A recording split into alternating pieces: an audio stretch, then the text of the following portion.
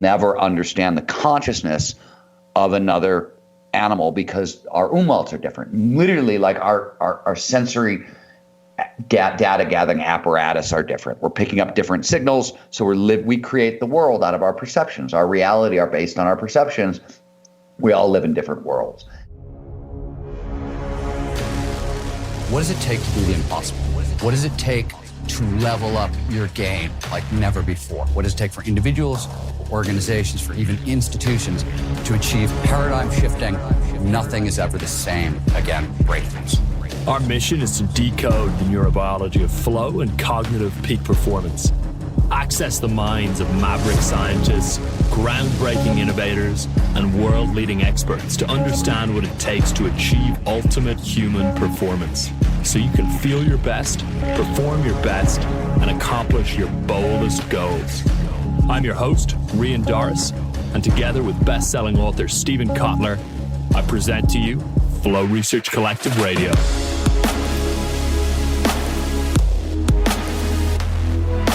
Hey there, Rian Doris here with Flow Research Collective Radio, and welcome to today's episode. Now, today's a special one. It's an interview of Steven Kotler himself, but what makes today kind of special is that one of our colleagues here at the Flow Research Collective, Jeremy Jensen, is interviewing Steven. Now, Jeremy's a speaker, he's a mountain sports athlete, he's an amazing all-around guy and just immensely passionate about helping people lead authentic, intentional lives rich with flow experiences. And with us here at the Flow Research Collective, Jeremy works as an enrollment advisor. So if you have ever applied for Zero to Dangerous or you're considering it, you'll probably end up speaking with Jeremy along your application process at some point. Now, in this episode today, Jeremy interviews Steven on a number of really crucial topics. They talk about the mega trends that are ahead in 2021 and the cutting edge technology that's going to be emerging and how that impacts the goals that you may or may not want to set for yourself. They talk about the intersection of neuroscience, psychology, and psychopharmacology. And they talk about how peak performance and flow can expand empathy and environmental awareness, which Steven believes is a crucial component to solving our current environmental crisis. Steven's view is that changing people's state, meaning helping them access states like flow of expanded empathy and awareness, is crucial in order to solve the environmental crisis. And Steven will break down that nuanced argument in today's episode. So you're in for a treat. Now, before we jump into the episode, I want to make a quick announcement about Steven's new book that's coming out right now. If you've ever hoped that some of Steven's previous books, like Rise of Superman or Stealing Fire, Bold and Abundance, would have a how-to section or a set of clear, actionable tips that you could implement first thing Monday morning, well, The Art of Impossible, Steven's new book coming out this January, is exactly that. It's a practical playbook for unlocking peak performance and achieving the impossible. Now, what do we mean by the impossible? Well, that's decided by you.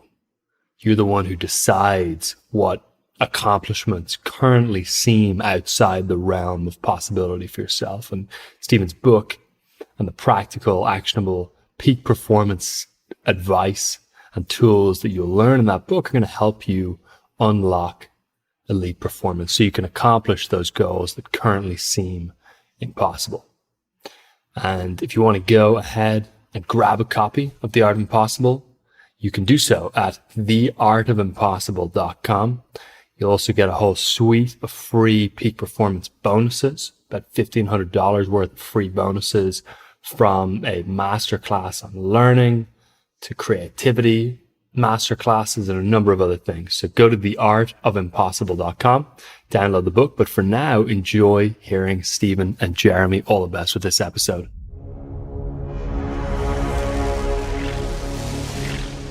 Oh man, I'm really pumped on this conversation.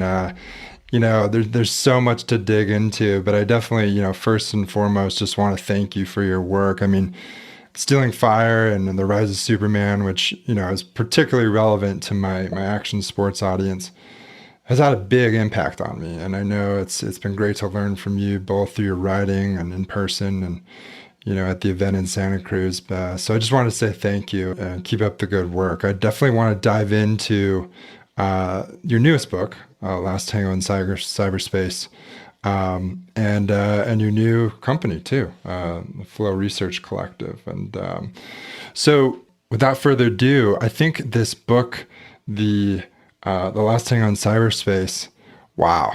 As I can say, having just finished it literally this morning. The book is fascinating on so many levels, and it's, whether it's the intricate character development, the social and cultural critiques, the neuroscience, emerging technologies, you name it. Tell me how the book came about and why a novel and why now? So it's a great question, and it's a good place to start. I had been writing, as you know, and thank you, by the way, for your kind words. But I have been writing a lot of books on disruptive technology, Abundance, Bold, Tomorrowland, and even in part Stealing Fire. And I wanted to know what tomorrow looks like, in all honesty. And the problem with those books, even though they're all about emerging technology and how it's going to reshape the future, is the books have to make sense. So I got to tell the story sequentially, and I got to tell it one tech at a time, one innovation at a time. But the future is not one technology at a time or one innovation at a time. It's everything at once. So I wanted to put everything that I knew of that was kind of in a lab or in the world already and just not kind of widely distributed into one world, and create a world and use it to tell a story so I could play in that world and I could see what was going on. And the point, I guess, is, so Ray Kurzweil, who's the head of artificial intelligence at Google, and really one of the smarter guys in the world about kind of technological prognostication, and has been very, very accurate with his predictions because he's basing them on exponential technology curves, and there's good math underneath it, et cetera, and good research. And he has pointed out that over the next century, before the end of the century, we're going to experience 20,000 years of technological change. This means we're going birth of agriculture to the Industrial Revolution twice in the next 81 years. That's a massive amount of change. It means that nothing at all is going to be the same. And I just wanted to look at what that was going to be like 5 years from now.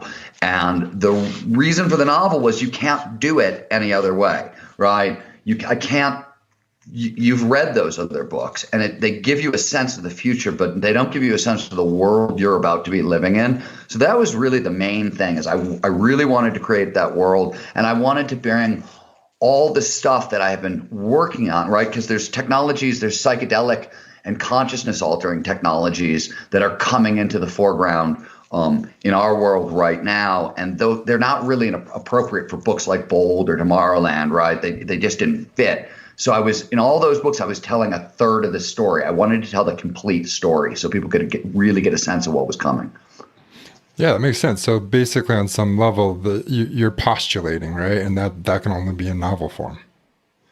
Yeah, and I always tell people I read nonfiction for facts, and I read fiction for perspective. Interesting. And because it's hard, one of the things about writing, this is true about every one of my books. You never end up writing the book you want to write. You end up writing the book that is like 2 or 3 books. Sort of. I don't want to say, the wrong word is dumber. But the reason is when you start describing things that and the story you want to tell, you start to very quickly realize, oh wow, I got to tell my reader 3 or 4 things they need to know before I tell them this thing that I want to tell them. And by the time you write those 3 or 4 things, you realize, oh crap, this chapter suddenly got 50 pages long, and what do I do? And that happens all the time. So you end up writing sort of like you end up writing an introductory book when you wanted to write the advanced text, because the advanced text is all the questions that I have, right? All the things I'm curious about, what I'm looking at now, and you don't get to do that. I always say, I started writing about flow in West of Jesus, and it wasn't, Stealing Fire probably had the content that I wanted to put into West of Jesus, and it was 4 books later. So writing a novel, you don't have that problem, right? And the other thing is I can put things into characters' mouths, have somebody have an opinion, and somebody else can argue with them, right? You can start to show all sides of something. very hard to do that in nonfiction consistently. Right. That's an interesting. I didn't think about that framing of it. That's interesting. That makes a lot of sense. Okay. So, well, I mean, so let me back up just a little bit. And I mean, sort of a broad question, but why do you write? Like, what do you get out of writing?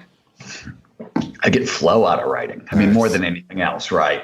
I have been writing since I was 4 years old, and I think I write for the exact reason we just kind of walked through with Last Tango in Cyberspace, which is I think I write to make sense of the world, because I oftentimes insights that I didn't even know I'd had come out in the writing.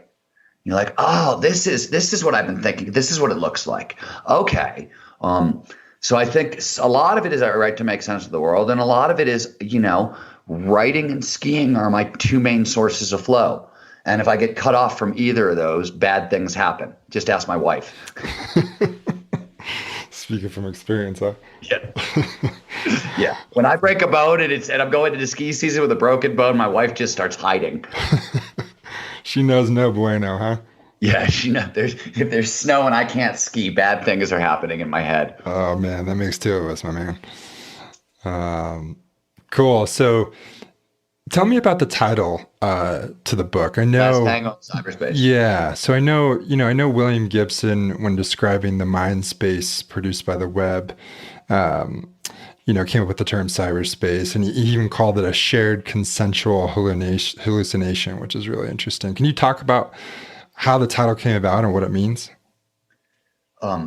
So I don't actually know how the title came about because the funny thing about the title is that Last Tango in Cyberspace, I had the title. It was going to be the book that became Stealing Fire. Oh, really? It started out called Last Tango in Cyberspace, and it was going to be a very different book. And then I changed it to something called Mapping Cloud 9, which is itself a very different book and actually is coming out as an audiobook in the fall, part of which you heard when we were together at 1440, because that speech I gave from Nietzsche to now, that content, that's a lot of it. And it just, and then so I sort of decided to partner with Jamie, and we've decided to focus on the revolution in altered states, which ended up becoming Stealing Fire. So I had the title a long time ago, 5-6 years ago, and it needed to be something. And that's not unusual for me to have titles 10 years before I have books to go with them. That's actually fairly typical. But what it means to me is the end of something new. That's what Last Tango in Cyberspace means. And you referenced Gibson, and that's part of what I'm talking about. So what Gibson was getting at, right, with the internet being a shared consensual hallucination and how it sort of tilted the mind space of humanity. If you're old enough to remember kind of pre-internet, and I am, and I do, the world was much smaller. Much, much smaller, more isolated, much less interesting, much less diversity, a lot of those things. And then all that actually changes, right, is there's a blue wire in your telephone that they start using for a different purpose, right? That's all that changes to produce the internet, essentially. Sometimes they got to put the wire in, sometimes it's already there. And suddenly the entire feeling of reality, the feeling of the world changes, right? And Gibson, one of the points with kind of cyberspace is that technology has a huge impact on our reality. It shapes our reality in ways that we don't quite understand. And that's changing very quickly now. And on a low level, right, William Gibson called it a shared consensual hallucination, as you pointed out, with shared being the operative word here, right? Right now, whether it's the big technology companies sort of editing, our social media for us, or fake news, take your pick, we can no longer trust the information that's being shared. So it's corroding something fundamental. That was the first thing I was talking about. And the second thing I was talking about is in terms of the end of something new, was that those 20,000 years of technological change we're going to experience over the next 81 years, right? That means 5 years from now, the world we're living in is going to be radically, radically different. And it's going to feel differently. The texture, the phenomenological texture of reality, if you want to use a technical term there, is going to shift. And that's what I was trying to get at. Yeah, that was definitely salient throughout the book, for sure, this topic. So on a high level, and so the protagonist, Lion Zorn, is an empathy tracker, you call him. And obviously empathy is one of these main themes of the book. So why the focus on empathy? Well, so as you may or may not know, I've been actively involved in environmental causes. I mean, since I was a teenager. And, I care a great deal about plants, animals, and ecosystems. And so empathy to me is our secret weapon. And here's what I mean by that. And let's start with the environmental, and then we can go elsewhere. But ecopsychology is the side of psychology where they study our perception of the environment, our perception of the ecological world. And there is 50 years of research in ecopsychology that says, hey, by design, the brain filters out information because we get bombarded with so much information every second. The brain has no choice but to filter out almost 90% of it, right? What makes it through to consciousness is very, very limited, and it's mostly shaped by two things: stuff we're afraid of, right? Basic survival needs, basically, and our goals. And what the research says is, man, if you spend all your time living in boxes and staring at screens and your brain filters out what's not important, well, it's going to start to filter out the natural world. The natural world becomes unimportant in that situation. So a lot of top scientists think one of the reasons we're involved in a giant environmental crisis on every level you can possibly imagine is because we are literally unable to perceive the very thing we are trying to save.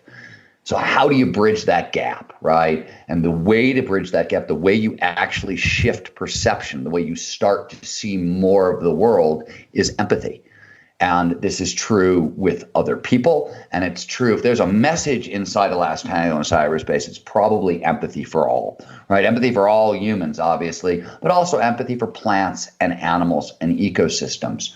And to me, that's the point. If you don't have that, if we don't shift in that direction, I don't think we have a chance to solve the environmental crises we're now facing. No, that's fascinating. That's a really interesting angle. And I mean, what is your relationship to empathy? So empathy is interesting for me because as a journalist, which is where I started out, actually, let me back that up. As a bartender and then a journalist, empathy is a critical skill. Like if you want to make tips as a bartender, you better learn to be empathetic with your customers, right? Sure. And if you want somebody to open up to you as a journalist and tell you really hard stuff they don't like talking about, which is the job, you have to be empathetic. And some of it is also, I grew up in a really strange community. Coventry was the name of the community in Cleveland, Ohio, and it was a punk rock mini outlaw society in Cleveland, Ohio. And back in the 90s, which was when I was growing, 80s and 90s, if you were a weirdo of any kind, you ended up at this 4-block stretch of street known as Coventry, which had a coffee shop and a head shop and an alternative restaurant where they, served hummus back in the day when you could only get hummus at vegetarian restaurants, right? Back then. So they had, a communist bookstore and all this. But what ended up happening is, if you were weird and you lived in Ohio, at least on the east side of Cleveland, you ended up here. And it was everybody. So it was punks, hippies, with communists. The comic book artist Harvey Pekar used to hang out there, like just on and on and on. So I got to know very early on, right, long before I was even out of high school, people from everywhere. And one of the lessons I learned back then, and I hold this, and there's I got a longer story around this that I'm not going to tell you, but I can back this up with a story if you need me to. But I fundamentally believe, and what I learned along the way is, I don't think there are very many stupid people in the world. I haven't met them, if there are. What I've met is people who speak very different languages. And if you can figure out what language somebody speaks, you can talk to them. And if you can talk to somebody in their same language, pretty much everybody on the planet has one thing that they're pretty good at or great at. And so my thing has always been figure out what language somebody is speaking and figure out what it is that they're great at and learn from them. That's always been the thing that's most interesting to me. And that's always the thing I've done everywhere. And that requires a lot of empathy. to do that stuff. And it carried with me from childhood into bartending, into journalism. And, now in the work I do, my wife and I run a dog sanctuary. So we're on the front lines here in New Mexico of this stuff. That requires a tremendous amount of empathy. All the work with the natural world requires a tremendous amount of empathy. It's heartbreaking, of course, right? Empathy takes a toll on you. Yeah. But it is also the secret weapon. Rilke called it, the poet Rilke, and empathy wasn't discovered, as you know, because you read the book, right? Empathy wasn't a word until the 18th century, right? We didn't have a term for it, and it came into existence in the 18th century. And Rilke called it his superpower, right? He was a poet. He was trying to get inside other people's heads and express things, and he called it a superpower. And I think certainly for creatives it is. Well, that's a good segue, because I was going to ask you about Rilke. So you cite Rainer Maria Rilke throughout the book. In fact, there's even a movement and a culture around his teachings in the book. This idea of live the questions. And so what does Rilke mean to you, and what does live the questions mean to you? So that's an interesting question. Rilke has always moved me. As a poet. I started out as a poet, by the way. Not a lot of people know that, but I'm trained. My undergraduate degree is actually it's creative writing, English and creative writing, but my specialty was poetry. When I came out of college, I was a poet. My senior thesis was a 110-page epic poem that I realized probably around page 79 that it would work better as a fiction book, as a novel, than as a poem. And I switched, and that epic poem that was my senior thesis actually became my first novel, my first book. 11 years later, that epic poem was a book called Angle Quickest for Flight, which was my first book.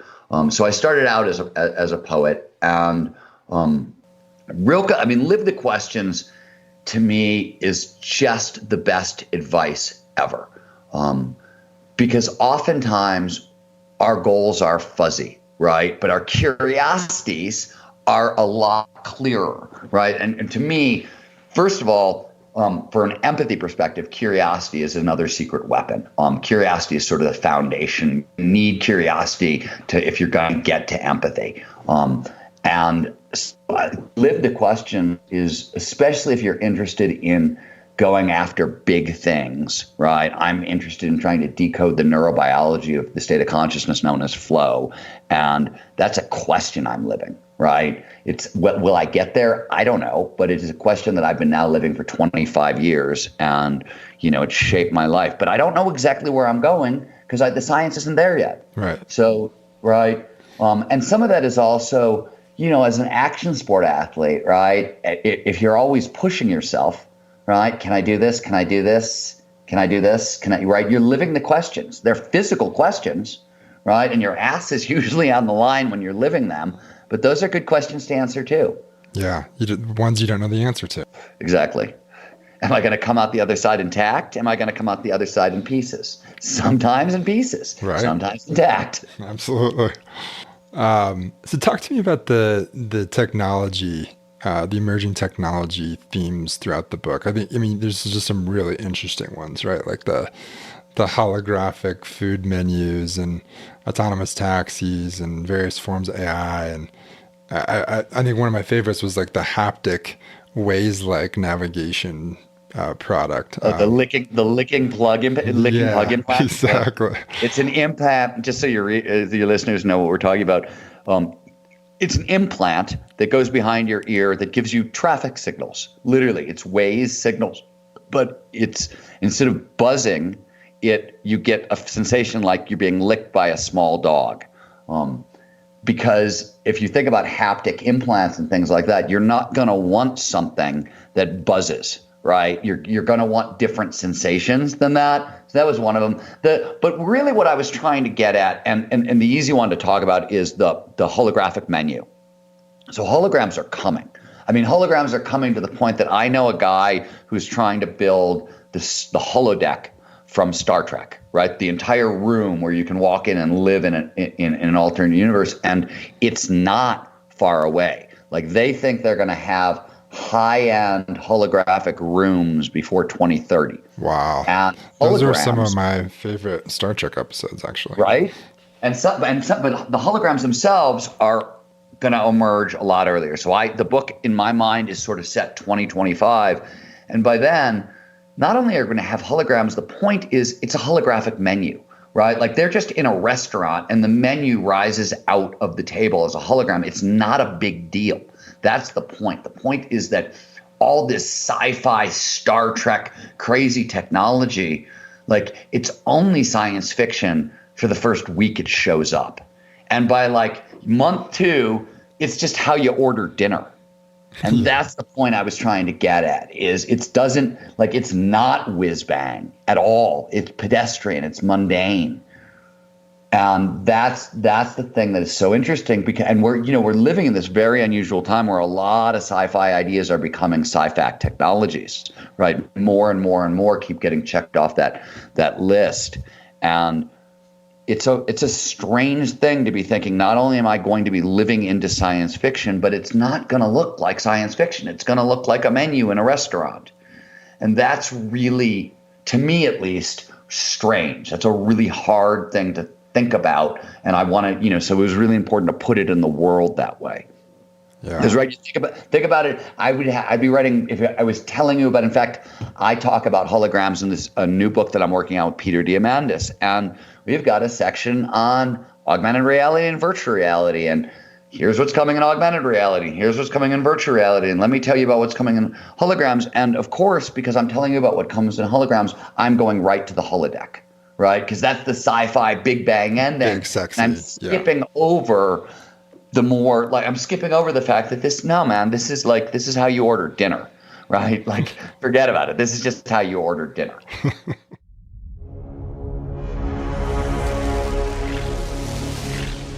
Hey there, Rian Doris here again. Sorry to interrupt for a quick moment. I wanted to remind you that if you want to pre-order Steven's new book, theartofimpossible.com, we have over $1,500 worth of peak performance bonuses that you can access immediately. They will get dropped straight into your inbox just for the price of the book, which is about $30. So it's a really, really super deal. And it's theartofimpossible.com to claim the bonuses. The bonuses include all sorts of cool things like secret chapters from Steven's past books that he never ended up releasing. They include an impossible goal setting masterclass, how to set goals the right way.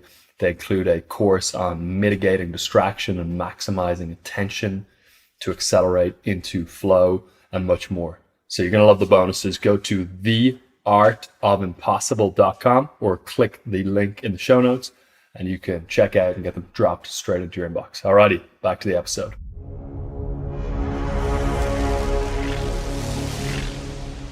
So with this idea of these technologies, you write how these technologies will shift our Umwelt.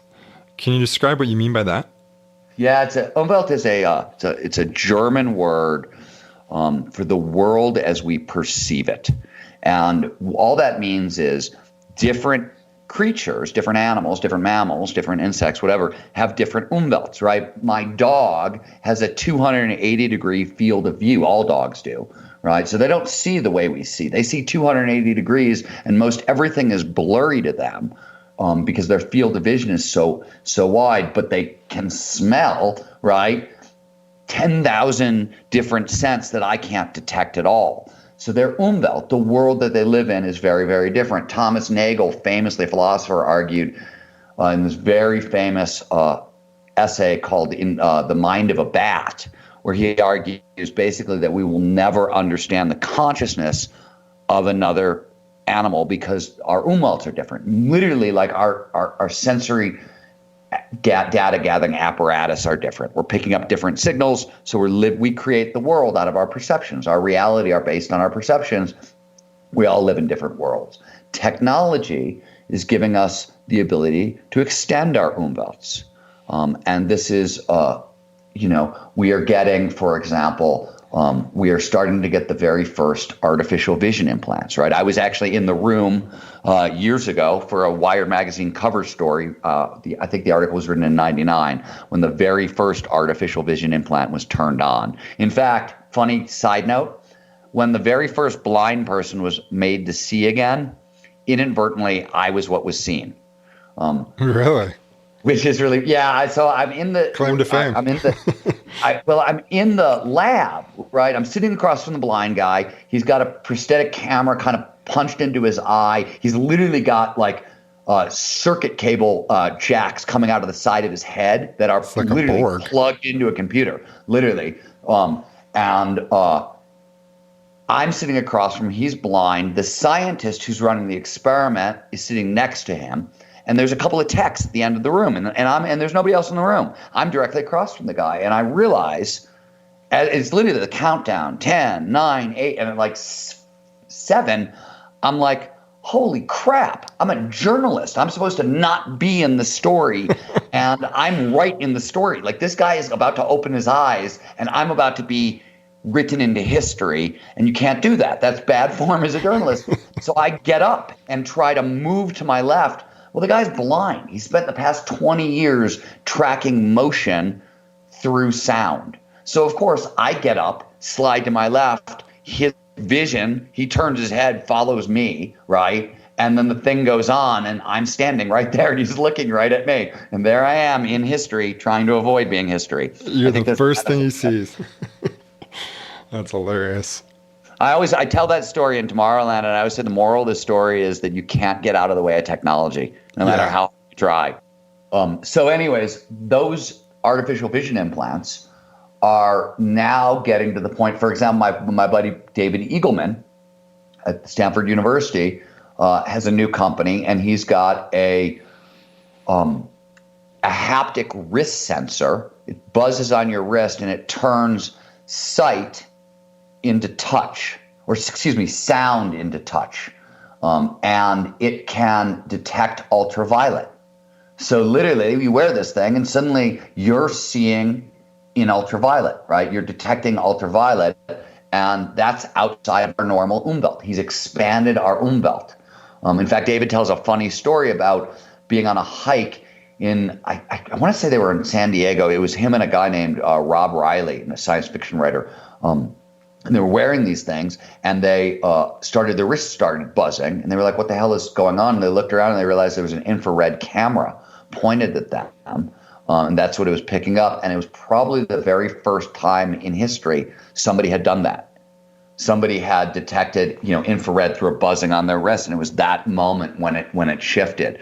But that's happening more and more and more.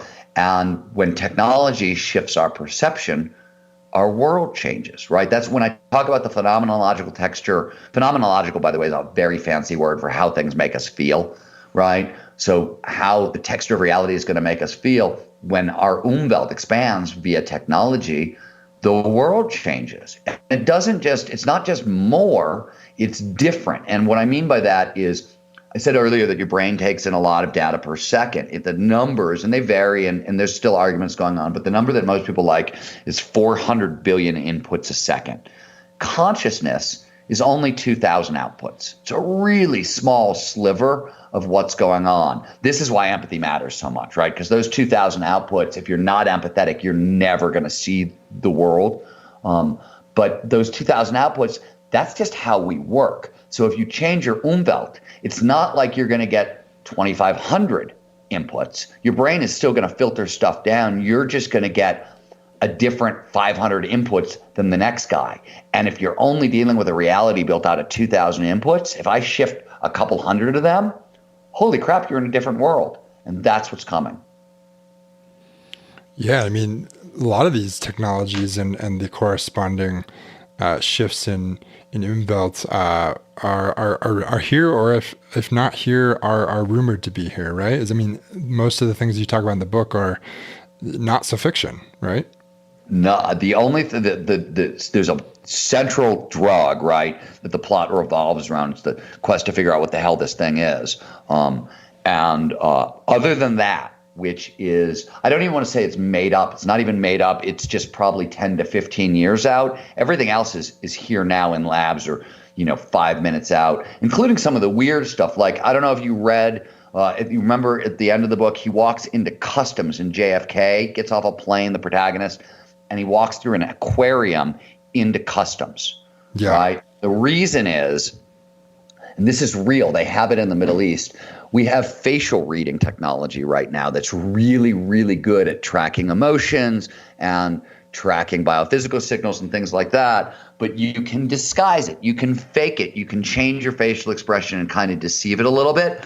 But what they realized is that we are so programmed as a species to notice other forms of life, right? It's fundamental to our survival. Anytime you move into an environment, the first thing your brain wants to know is what is alive here. Because what is alive here is either, it's either a threat or an opportunity at a really basic survival level, right? I can mate with this thing, I can eat this thing, or I might have to run away from this thing. So the brain is always noticing life, tracking life, and you can't actually track that stuff and keep your facial expression locked in. It distracts you enough that your actual facial expressions start to leak through. So they've got these aquariums now that people walk through into customs, and there's face reading technology on the other side of the aquarium, and the aquarium's there so you can't disguise it, but you're literally going to walk through a tunnel surrounded by fish when you come into customs.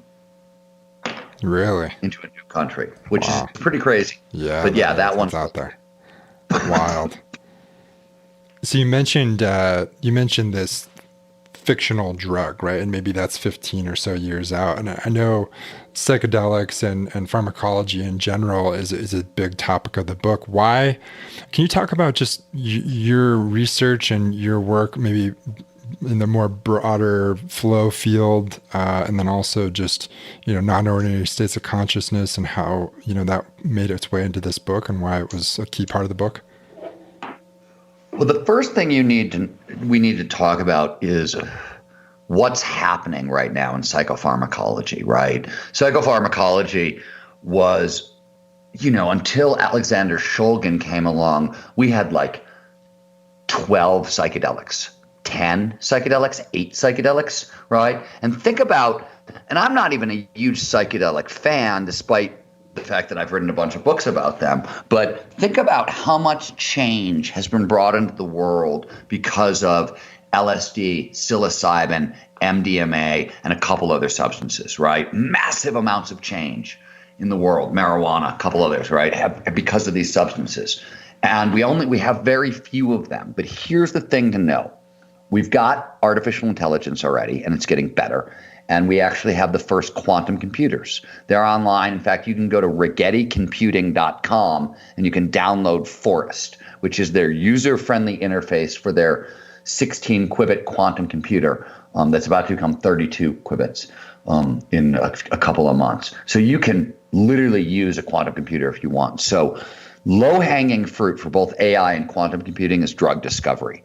It's the easiest thing, or one of the easiest things for these systems to do. So when people talk about what's coming in quantum or what's coming with AI, the real revolutions that are the low-hanging fruit next 10 years are going to be drug discovery and material science. But coupled with the drug discovery, if you read Stealing Fire, there's a guy named Lee Cronin at the University of Glasgow who is building a 3D chemical printer, right? It's basically a 3D printer for chemistry. And his idea was, hey, we can make prescription drugs downloadable, right? Like you live in Africa, 50% of Africa doesn't have roads, and 50% of the roads that do exist wash out half the year during the rainy season. And if you have AIDS, which is a big problem on the continent, you need to take very specific drugs every day at very specific times. And if you can't get to the frickin' doctor or pharmacy or hospital, you're screwed. So he's building a 3D printer, right? So you can order your drugs from home, right? All over the world, huge advantage. But if you think for a moment that this thing isn't going to be hijacked by, psychopharmacologists, experimental outlaw psychopharmacologists, right, who now have AI and quantum computing instead of wet labs to lead their drug discovery, and they've got 3D printers to make the stuff on the back end, right? What was 12 psychedelic compounds, which got expanded by Alexander Shulgin to a couple hundred, right? That he tested and wrote about in TiHKAL and PiHKAL, is going to become tens of thousands very soon. So we're going to see a huge explosion in all kinds of things, psychopharmacology. This will be new drugs, new hallucinogens, new psychedelics. I remember This was back in the 90s, and I was warned off the story, so I never ended up doing the story, but you'll understand why I was warned off in half a second. But Rolling Stone hired me because there were biker gangs in Northern California who had been experimenting with biker gangs. Were the original LSD cooks in the beginning, anyways, and they had sort of gone back into LSD, and the rumor was they had invented a version of LSD where you only hallucinated smells. And I went on a quest to find it, and I grew up around bikers, and eventually my phone rang, and somebody from my childhood said, "Hey, Steven, this is David. Stop asking questions." Time to bail. It's like, what? It's like, "Steven, do you know this is David. Do you know who I am?" And I was like, yeah, from Black in the Coventry, blah, blah, blah. You rode with the so-and-sos. And he said, "Yeah, okay, so you know who I am, and you know who I'm calling from. Stop asking questions, or you're going to have a problem." And I'm going to call up Rolling Stone, and I was like, "Guys, I've gone as far as I can go. The guy who just called me is an enforcer for the Hells Angels, and I'm out." Yeah, I'm out for sure. No brainer. So all this stuff is coming. It's coming fast, and it's interesting. And the drug in question is obviously a drug that expands empathy, and we've already got right. MDMA does that to a certain degree, and I wanted to kind of push that a lot farther because we're also, we now know a great deal more about how empathy functions in the brain and the body. We don't have it all the way down, but we are starting to get a sense of the recipe. And so, of course, we're going to start getting more and more drugs that increase empathy at really, really deep and foundational levels, if for no other reason than our survival seems to be at stake. This idea of empathy, I mean, I think it's so important, and I love what you said in regard to the environment. I mean, how do people be more empathetic? So I'll tell you, this is a funny story, and then I'll tell you how to run the experiment. So my wife and I, 11 years ago, right, we moved to New Mexico, and my wife wanted to open a dog sanctuary. And I was just an animal geek. I loved animals. I was actually running a different nonprofit. I was helping kind of inner city kids learn how to be sports writers. The thing called the Reporters Gym. I was running with the LA Lakers and some other people, and I hated it, man. I hated teaching kids. It wasn't my thing. I wasn't good at it, and I didn't like anything about it. But I was a big believer in service. I think you should always have a part of your life devoted to service, and I was tired of working with humans, and I met my wife, and she was doing dog sanctuary work, and I was like, hell yeah, let's do this. And so we moved to New Mexico and, opened a dog sanctuary basically. And we worked with a lot of feral dogs, right? Really abused animals. And a lot of these animals had been abused by men. So very quickly, we ended up with like 3 or 4 dogs that were wild and hated men and would try to attack me all day long. Now, we work primarily with small dogs, so these are not, they're Chihuahua-sized dogs, but like you get up at 3 o'clock in the morning to take a piss, the last thing you want to do is be attacked by 2 dogs who are trying to bite your ankles in the dark, right? Like that does not go well. And this had been going on for weeks and months and probably a couple years, where literally every time I moved, these 4 dogs would try to attack me. And one dog in particular, Misha, was an exceptional problem. And I was losing it. I was screaming at the dogs. I was behaving really badly. And when you've got traumatized dogs, you can't scream at them. And when you've got a wife who loves traumatized dogs and you're screaming at the dogs and you're trying to rescue them, that's a bad combination, right? Like that's a very easy way to end your marriage. It's a very easy way to feel like a hypocrite. It's a very, right. So I had to do something very quickly. And so what I decided I was going to do was I was going to treat Misha like my brother, literally like my brother. And when Misha was trying to attack me, I would just assume Misha was my brother having a nutty, right? Like I've seen my brother lose it, and I don't scream at him. I don't get mad and want to punch him in the face. He's my brother. I want to calm him down and make him realize he's safe and he's okay because he's having a nutty, right? Like it happens to all of us. So I just started pretending that Misha was my total equal and was my brother. And I just started thinking of him that way. And a funny thing happened. First of all, I got massively empathetic towards Misha. And second of all, I started noticing, because my perception widened, right? Once I had the empathy, my perception widened and I started noticing things about Misha's behavior that I'd never noticed before. And once I started seeing those things, I realized what I was doing to set him off, and I altered my behavior a little bit. But the stuff was totally invisible to me until I started thinking that way. So I always tell people, environmentalism, ecology always starts at home. It starts with the plants and animals in our own life that we're closest to, because it's easiest to do this with them. So here's a fun experiment. For the next 2 weeks, think about trees or think about the animals in your life, if you don't already, as your absolute equal, as your brother, as your sister, as family, that way. And just think about it and try to relate to them that way for a couple of weeks and watch what happens to your perception. That's the cool experiment to run, because it's going to change the world you live in, and it's going to do it really quickly. I love that. I'll definitely try and encourage people to do that, because I think that could be game changing. It's really game changing, because it's really like every one of us. The problem with a lot of personal growth, right? I know this from the flow work, is that with anything, learning is invisible, right? You never, with anything you're good at, right? You were bad at it until you weren't. And that's just the way it always works. And unfortunately, that's a long, blind process for a lot of things. Empathy, because we're hardwired for it, because it's a secret weapon, because it's our biology, it works really fast. So unlike other kind of personal development stuff where you really have to work at it hard for a very long time to see any change, this shift happens really quickly, and it's really fast.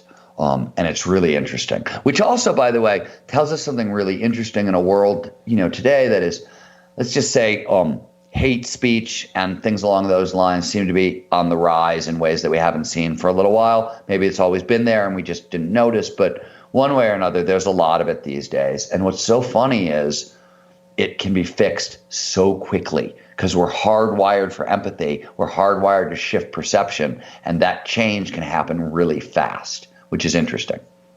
Yeah, that's fascinating.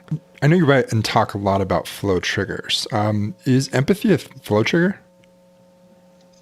Not that I know of, but that's a great question, Jeremy, actually, because it probably is. Yeah. Yeah, because what we know about flow triggers, right, is what they do. Flow only shows up when all of our attention is focused in the right here, right now. So that's what all the triggers do. They drive attention into the present moment. And there's different neurobiology. There's 3 different ways the brain does this. And the triggers leverage these 3 methods, but that's besides the point. But empathy absolutely pulls your attention into the present moment, for sure. And that's interesting. It would be, of course, empathy's got to be a group flow trigger. But of course, the next question is, well, how do I empathize? Right. And that's, and the truth of the matter is, how you empathize is the starting block is always going to be curiosity. Yeah. That's the secret, right? Mm-hmm. So find a way to get curious about the other, the thing that scares you. And by the way, this also is biology. This is interesting. So anxiety and excitement are the exact same neurobiological signal. Same thing happens in the brain and the body when we feel both. The only difference is sort of the frame we build around the experience. And in fact, it's very easy to turn anxiety into excitement. And there's a couple of different ways. One of the easiest is curiosity. Curiosity is actually the hinge point. In fact, a lot of humans can feel anxiety and excitement at the same time. A lot of lower order mammals, cows, for example, can't. And they switch back and forth. And the hinge is curiosity. Really? Yeah. The hinge is curiosity. If you can get curious about something else and start asking yourself questions, you can usually start removing that anxiety that this other thing makes me scared. Oh, this other thing is interesting. I'm curious about it. I'm a little excited now. And it literally switches off anxiety and switches off some of the things that kind of block it. So in a sense, I guess you can train it and you could use it. It's interesting. That sounds like a new research project for the Flow Research Collective is what it sounds like. And the good news about that is we have a partnership with a guy named Glenn Fox, who's at USC, and he's done some fantastic work on empathy and gratitude and things along those lines already. We're doing creativity research with him and flow, but we even have the scientist on board to kind of poke at that. Yeah, I would love to hear how that goes. I mean, can you talk briefly on that note, just around, because it made me start to think of, all the concepts that you talk about a lot around transient hypofrontality and what's going on in the prefrontal cortex. I mean, do you think there's a relationship there too? I mean, like a neurochemical. I don't know. Okay. And one of the reason I'm hesitating is some of the mirror neurons and spindle cells that underpin empathy are in the prefrontal cortex. So that's interesting, right? Yeah. So, but I mean, mind you, the entire prefrontal cortex does not seem to turn off and flow. The vast majority of it does, but a couple spots stay active. And I don't know if anybody's looked at mirror neurons yet. Wow, that's be a cool inquiry. So yeah, I'd love to get more into just your more broad flow work and definitely talk about the rise of Superman. But before I do that, I mean, I think I definitely would recommend folks check out Last Tango in Cyberspace. Like I said, very fascinating read around all kinds of topics. I mean, the ground you cover in this book is impressive. So. That's so cyberpunk. surprising to me. It's really funny to me that people, I've heard that a couple of times recently. And I tried to contain that story. I tried to control it and not inundate. I didn't try to do that. I actually tried to do the other thing. And for example, I kept a lot of things out of the book, right? Virtual reality, which is coming hard over the next year or two, is only in one scene. Cryptocurrency and blockchain is only in one line, right? So I really tried to be sparing with it, but it didn't work. Well, I think to that point, where it's like you get these mentions without you diving into them, but the mentions are vast, if that makes sense. Yes, that's probably true. Yeah. It's probably true. Yeah. Which, by the way, I also people are vast. Yeah. You know what it's strange to me because people pointed out that the characters seem to go all over the place. And I'm like, they don't go all over the place. That's just shit me and my friends talk about when we're hanging out. Nobody's going anywhere I haven't seen conversations go, because otherwise I wouldn't know how to write it. Yeah. No, honestly, I loved that part of it. There's just the stream of consciousness, the humor. I mean, all of it baked in. I mean. Oh, I'm so glad you got the humor. Oh, yeah. The humor came out. So yeah. A funny story about the humor. Because when I was originally doing the ad copy for the book, I was emphasizing some of the humor, right? And my editor called me up from St. Martin's, and he's like, hey, so I love everything you're doing, but I'm just not sure the book is going to be as funny as you think it is. I think it's going to be very funny to people who get it and who understand what you're doing. And we had this long debate. I was like, no, man, the book is laugh out loud funny every couple of pages. And I argued he was wrong, and I was like, fine, I'll take it out of the copy, but I'm going to prove you wrong when this book comes out. I think you did. I honestly think you did. And I talked to a few other folks in our cohort here, and they were saying the same thing. So it's not lost on us. Oh, thank God. I'm so glad. And now I can do my favorite thing in the world, which is call up my editor and be like, dude, you were wrong. Prove him wrong. I was right. Exactly. I got a fortune cookie that my wife gave me that's pinned to our refrigerator that says, I take great pleasure in proving other people in proving other people wrong. And I was like, well, okay, yeah, there's some of that. Fuck you.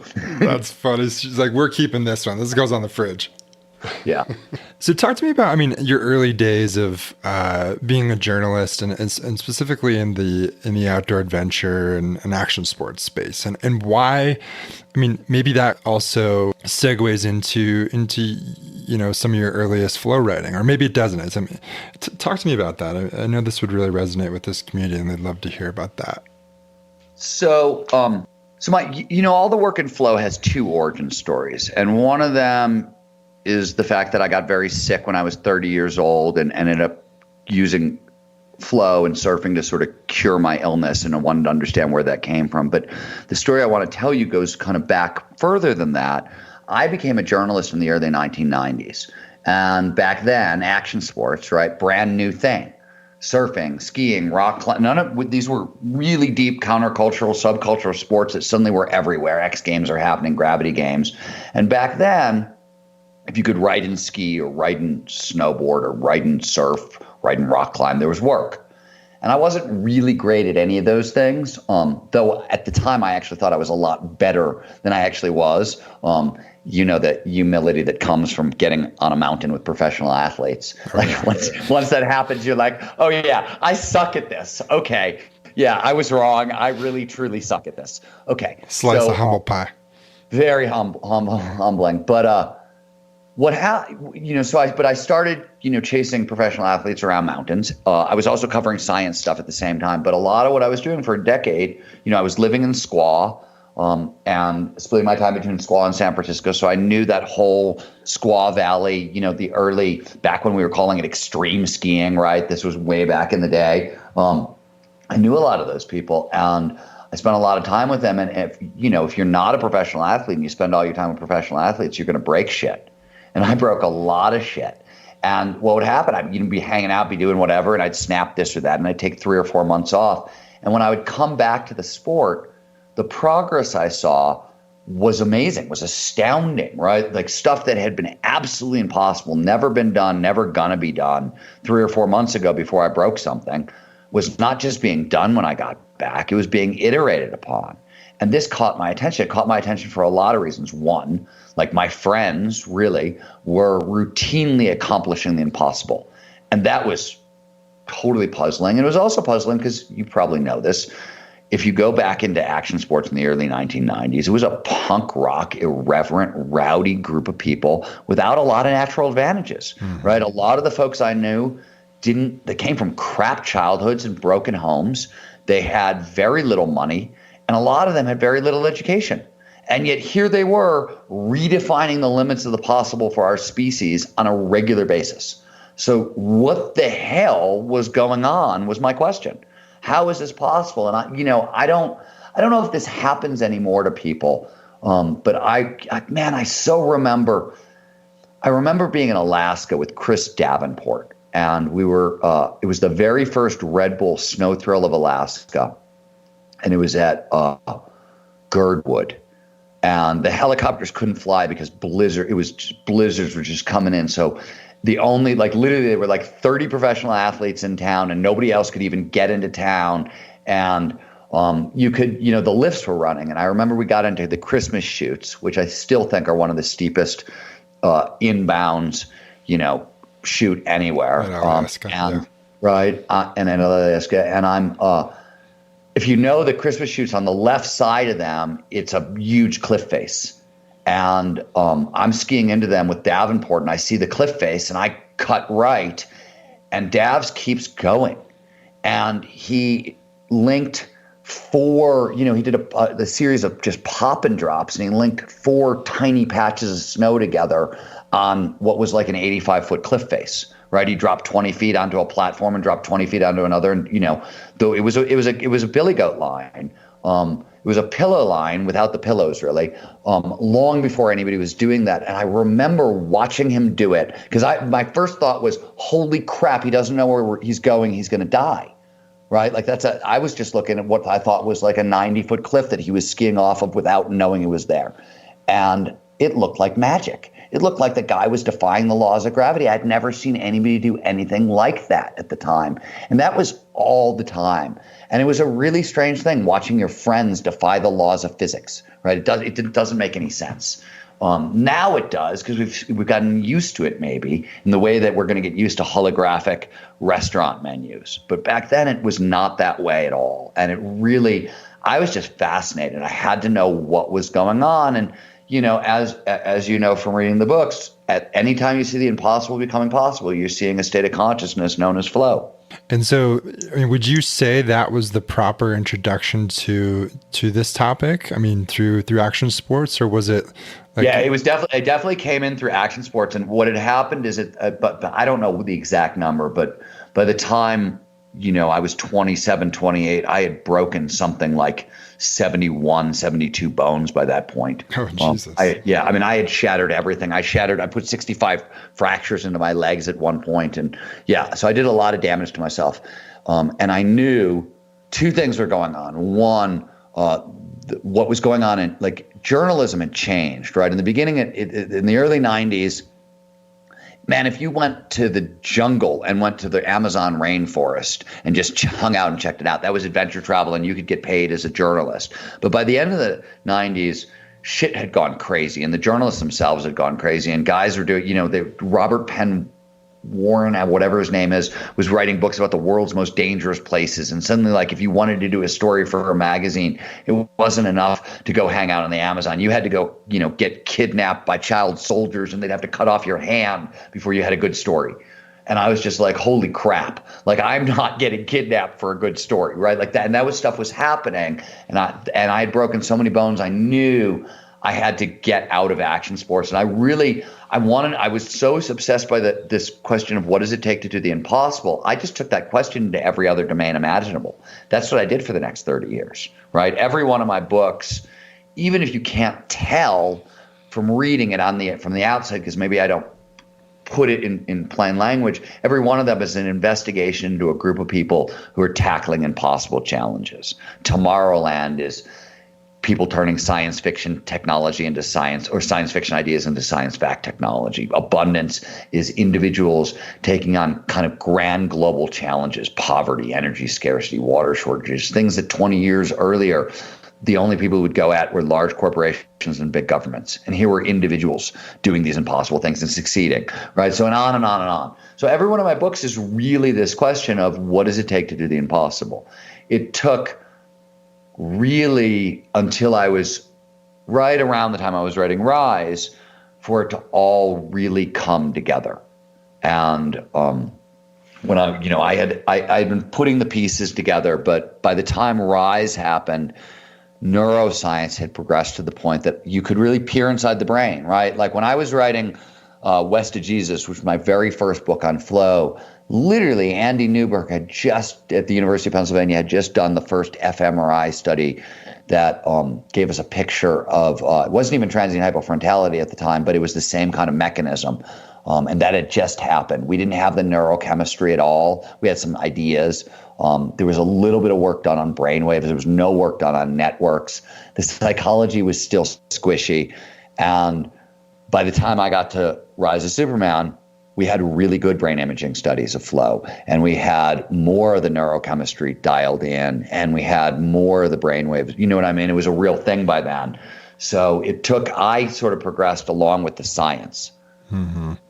Yeah, and the Rise of Superman, I mean, you obviously focus on action sports athletes, the likes of the big names, right? The Shane McConkeys and Dean Potters and Laird Hamiltons. And what was that process like? So some of it, first of all, I knew those were my friends, right? I knew Shane, I met Shane in 93 or something, right as he was sort of becoming Shane McConkey. Oh, that's right, because Squaw.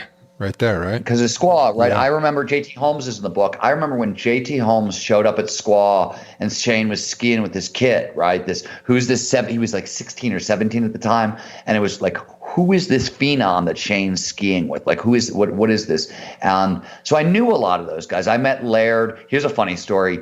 ESPN, I don't even know when, late 90s, like 98, 99 maybe, I did a story called Grandpas about the three old men of action sports who were clearly going to have to retire soon. And it was Laird Hamilton, Tony Hawk, and Sean Palmer.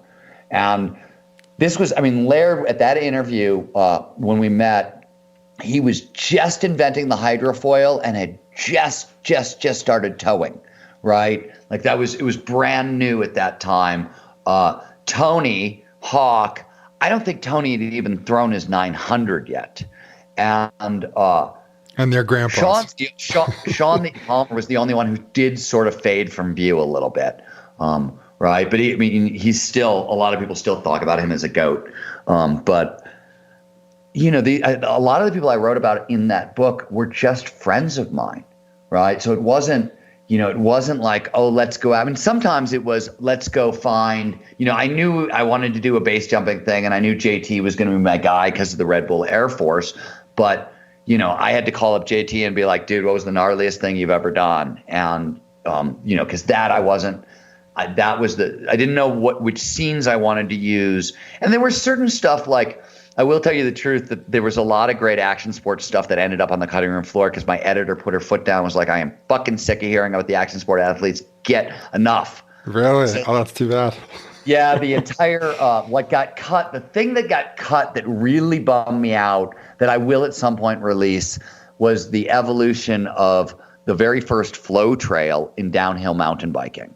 And the North Shore story of where flow trails and obstacles and all that stuff first came from. Dangerous Dan Cowan building the first trails up there is really a cool story, right? Yeah, I'd love to hear that. Because flow trails are really interesting because what they started to realize is that he figured out is, and we now understand the neurobiology underneath this, but he started stacking stunts, right? So like at the start of the trail, you'd have a little skinny to ride over that was maybe half a foot off the ground. By the end of the trail, right, that was 20 feet off the ground, and everything got harder and harder and harder. But what he was doing was stacking obstacles and upping the challenge skills balance, upping the risk level. He was doing very specific flow trigger work and he was specifically building a trail to alter consciousness. He did it by design in the best way he knew possible. And flow trails are an industry, right? Gravity Logic comes to Snowmass, and I think they got paid $2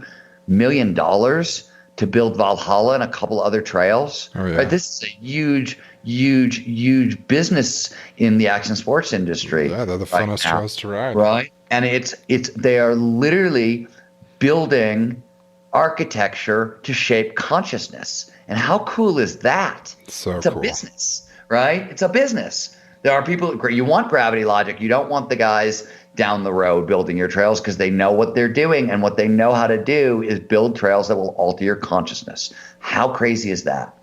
Oh, yeah. I hope you release that at some point.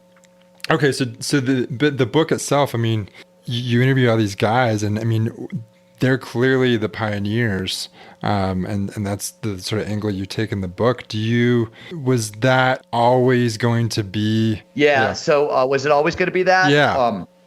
It was always going to be the athletes. We did a little bit of a bait and switch because I knew I couldn't pitch the publisher a book on flow entirely. Too early?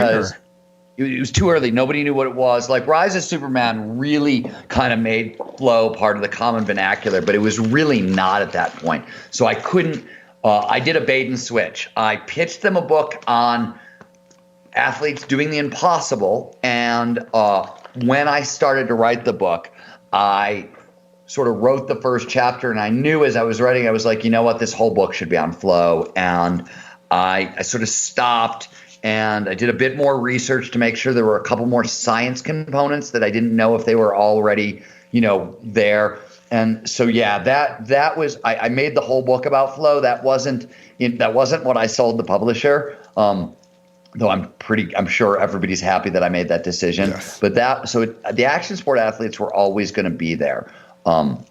It was how much of the book was going to be about flow that expanded. More than anything else. And the other stuff still got in there. You know what I mean? Because I wanted to talk a lot about, I would have written a slightly different book had I been writing it now, because obviously there's so much more research now. But I really wanted to talk about things like the kind of temporary autonomous zones that were action sports communities back in the 90s, like Squaw Valley, Jackson, right, Whistler, places where the community was congregating because they were skunk works, right? They were basically little laboratories studying the bounds of human performance. Instead of being run by scientists, especially at the time, they were being run by, I always tell people the wildest people I've ever met in my entire life was the action sports community back in the 90s. We were out of our frickin' minds. It was just I saw so many insane things for so long. It was just common knowledge, but it was the craziest thing in the world because I was like, oh my God, these are the wildest people I've ever encountered in my life. And I was a journalist who got paid to seek out kind of wild people and write about them. And nothing was crazier than what was going on in action sports. And yet these were laboratories for human performance, which was also, totally bizarre. Wow, what a serendipitous sort of coming together of your interests. Yeah, it's funny. I don't think in hindsight there weren't that many people on the planet who could have actually done that book because you had to both have all the neuroscience and psychology, which, how many people specialized in neuroscience, psychology, and action sports as a right? Like what a weird thing to specialize in. Right. And it just became sort of my niche. And, the bridge was obvious to me, but there weren't that many other people in the world who would have noticed. So kind of transitioning to Stealing Fire, do you feel like that book, Rise of Superman, needed to come first? And B, did the sort of mainstream, well, I shouldn't say mainstream, but the likes of like DoD and Google and these various organizational entities adopting flow and peak performance and those types of things, did that came later, right? Just to kind of fact check, like the pioneers were truly the athletes? I mean, there were a lot of pioneers, right? Because flow is fundamental to music, it's creativity, all that stuff. So there were a lot. I focused on the action sport athletes. I could have just as easily done it about musicians on tour, bands on, what I mean? It wouldn't have been, the stories wouldn't have been as sexy, but like you could have done it with with a bunch of different groups at that time. But for sure, it wasn't the mainstreaming of this stuff. That community that brought all these things to the mainstream, we all knew each other back in the 90s and back in the late early 2000s as well. The scientists involved, because there's not really a line between flow science and psychedelic science and meditations. You know what I mean? That they're all altered states of consciousness, and people on the outside looking in were drawing these lines, right? Because psychedelics are taboo, but you could talk about flow and meditation was, blah, blah, blah. But on the inside, it's roughly, so is schizophrenia. Like these are all related fields because of how they tilt the brain. So, that was the world I was in anyways. The revolution in people starting to utilize these states of consciousness, I think also started then. Probably earlier, but in more mainstream ways. It was definitely going on. And certainly the Silicon Valley Burning Man crossover influence was, I think, the biggest. Like that's what I think really mainstreamed all this stuff more than anything else. But, Stealing Fire was nominated for a Pulitzer, which is crazy considering how mainstream you have to be to get there. And I always tell this story. So the first time I was in Europe, which is much more conservative towards a lot of these ideas than the States are, and I talked about flow, and I talked a tiny little bit about psychedelics, was in 2014. And afterwards, the guys who hosted the event, it was a big business event, they pulled me aside and they were like, man, you shouldn't have done that. You shouldn't have talked about psychedelics on stage. You can't do that here in Europe. And I went, okay, fairly noted. Thank you so much. In 2017, I was in Zurich. So the most conservative city in Europe, the most conservative country in the most conservative city in the most conservative country in Europe. And I am at a business conference, and it's not even a business conference. I'm at a business to business conference, like the most mainstream business straight, whatever in, a city run by bankers. And I get up and I do a flow talk. My first talk, it's all on flow. And it's a real flow talk. And everybody loves it. And I get a standing ovation afterwards, and I'm thinking to myself, wow, has Europe changed? And then the guy gets up to talk after me, and he's talking about microdosing for peak performance. And I am just like, I'm sitting there and I'm just like, are you freaking kidding me? Yeah.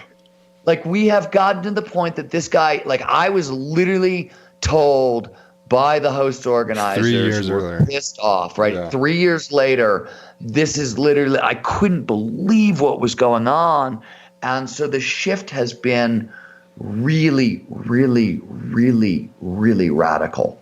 And, you know, it's been, there's reasons for this, right? Like, I always say, if there's a point, if there's a moral to stealing fire, it's that most of this so-called quote unquote skills that we need to thrive in this century, right? If you talk to experts and if you look at all the lists and whatever, you end up with things like creativity, collaboration, cooperation, innovation, et cetera, et cetera. And if you look into the literature, we suck at training those skills, right? We are terrible at training those skills. And there's a reason for that. We keep trying to train up sets of skills, and what we need to be training up is states of mind. The way evolution shaped our brain to solve cooperative problems, creative problems, innovative problems, is to shift our consciousness. It's not a skill set, it's a state of consciousness. Why? Because you need access to different perceptions. Same thing we were talking about earlier with empathy, right? You need access to different information to be cooperative, to be collaborative, to be creative. And that means shifting consciousness, because it changes perception. And perception, the information that we get via perception, is the starting point for everything that we're trying to do here. So there's a really good reason this is going wide, right? Like, all the problems we're trying to solve as a society require shifting states. And this is where we are right now.